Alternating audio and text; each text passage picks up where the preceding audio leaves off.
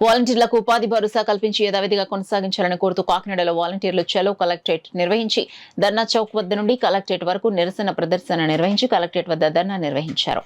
NDA కూటమి ప్రభుత్వం వాలంటీర్లకు ఇచ్చిన హామీని తక్షణమే అమలు చేయాలని వారు డిమాండ్ చేశారు. ముందుగా ధర్నా చౌక్ సెంటర్ నుండి ఇంద్రపాలెం డాక్టర్ బిఆర్ అంబేద్కర్ విగ్రహం మీదుగా జిల్లా కలెక్టరేట్ కార్యాలయం వరకు ప్రదర్శన జరిగింది. ఈ ధర్నాకు ముఖ్య అతిథిగా ఏఐటీసీ జిల్లా ప్రధాన కార్యదర్శి తోకల ప్రసాద్ హాజరయ్యారు. ప్రసాద్ ఈ సందర్భంగా మాట్లాడుతూ ఎన్డీఏ కూటమి ప్రభుత్వం అధికారంలోకి వస్తే వాలంటీర్లను ఏ ఒక్కరిని తొలగించమని, వాళ్ళకి ఇస్తున్న గౌరవవేతన 5,000 రూపాయలు 10,000 రూపాయలుగా పెంచి మంజూరు చేస్తామని హామీ ఇవ్వడం జరిగిందని, ఆ హామీని తక్షణమే అమలు చేయాలని కాకినాడ జిల్లా వాలంటీర్ సంఘం తరపున డిమాండ్ చేస్తున్నామన్నారు. ఈ కార్యక్రమంలో కొండెపూడి వినోద్ కుమార్, నూరుకుర్తి విజయ్ కుమార్, లోకేష్, ఆకుల హేమంత్, డి దుర్గారావు, మాగాపు శేషవేణి, చల్లా రవికిరణ్, కొత్తపల్లి మంగతాయారు, సబ్బా శివరామకృష్ణ, చోడపనేడి సూర్యకుమారి తదితరులు పాల్గొన్నారు. గౌరవనీయులైన ముఖ్యమంత్రి గారికి, డిప్యూటీ సీఎం పవన్ కళ్యాణ్ గారికి మా వాలంటీర్లు అందరి తరపున ధన్యవాదాలండి. నేను 49వ వార్డు వాలంటీర్నండి. నా పేరు దుర్గాదేవి. మాకు ముఖ్యంగా గత ఎన్నికల్లో ఇచ్చిన హామీల ప్రకారం మా వాలంటీర్లు పడుతున్న ఇబ్బందులు బట్టి మమ్మల్ని వాలంటీర్లుగా విధుల్లోకి వ్యవస్థలోకి తీసుకురావాలని మా వాలంటీర్లు అందరూ ఈరోజు నిర్ణయించుకుని ధర్నాకు దిగడం జరిగిందండి. మేము గతం నుంచి 3 నెలల నుంచి చాలా ఇబ్బందులు పడుతున్నామండి. మాకు గతంలో ఎలాగైతే మాకు ఉద్యోగ ఉపాధి కల్పించారో అలాగే ఇప్పుడు ఈ ప్రభుత్వంలో కూడా మాకు కల్పించాలని మేము కలెక్టర్ గారికి ఈ నిరసన తెలియజేస్తున్నాము. మేము 3 నెలలుగా చాలామంది ఇబ్బందులు పడుతున్నామని మా వాలంటీర్ల తరపున.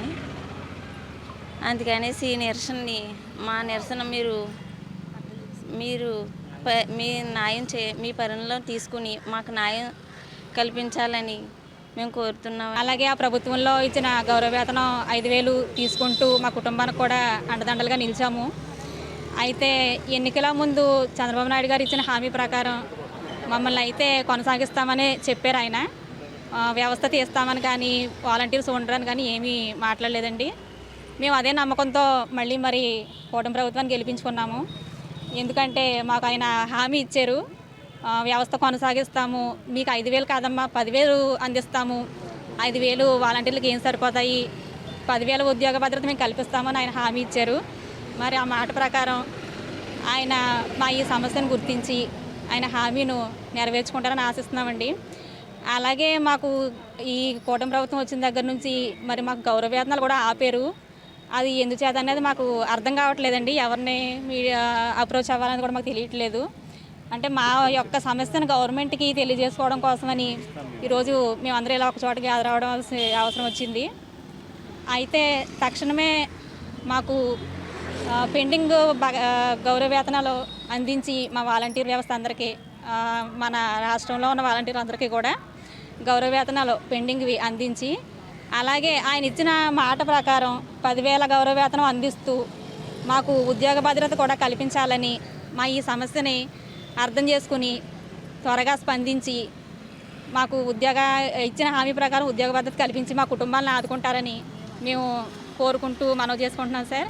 కొంత గౌరవవేతనం 5,000 రూపాయలు నెలకు వచ్చేది, అది కాస్త ఈ ప్రభుత్వ పరిపాలన మారిన తర్వాత ఆగిపోవడం జరిగింది. మేము ఏమంటున్నామంటే మీరు రాజకీయ కక్ష సాధింపులు వెళ్లకుండా ఆ నిరుద్యోగ ఉద్యోగుల్ని ఆదుకోవాలని చెప్పేసి కోరుతా ఉన్నాం. మీరు ఏదైతే మంచి ప్రభుత్వం వచ్చిందో, 100 రోజులు అయ్యి మంచి ప్రభుత్వం వచ్చిందో, ఎన్డీఏ కూటమి అధికారంలో వచ్చిందో, దయచేసి మీకు దండాలు పెడతాం, మా వాలంటీర్లందరినీ కూడా ఉద్యోగ అవకాశాల్లో కనిపించండి. 5,000 రూపాయలు కాదు, మీరు 10,000 రూపాయలు ఇస్తానని చెప్పేసి ఆ రోజు వాగ్దానం ఇవ్వడం జరిగింది.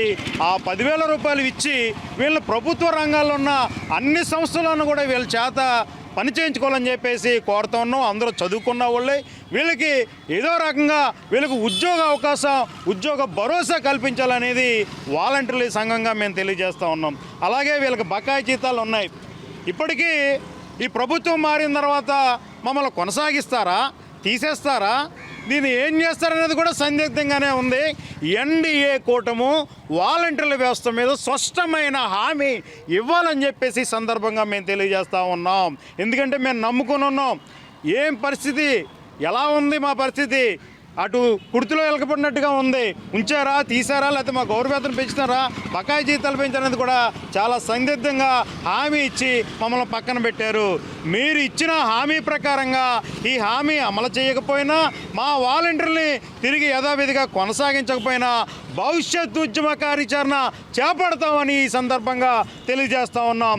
ఇప్పటికైనా ప్రభుత్వం పునరాలోచన చేసి ఉపాధి కోల్పోయిన మా వాలంటీర్లందరికీ ఉద్యోగ భరోసాతో పాటు గౌరవ వేతనం పెంచి మంజూరు చేయాలని చెప్పేసి వాలంటీర్ సంఘంగా మేము తెలియజేస్తాం.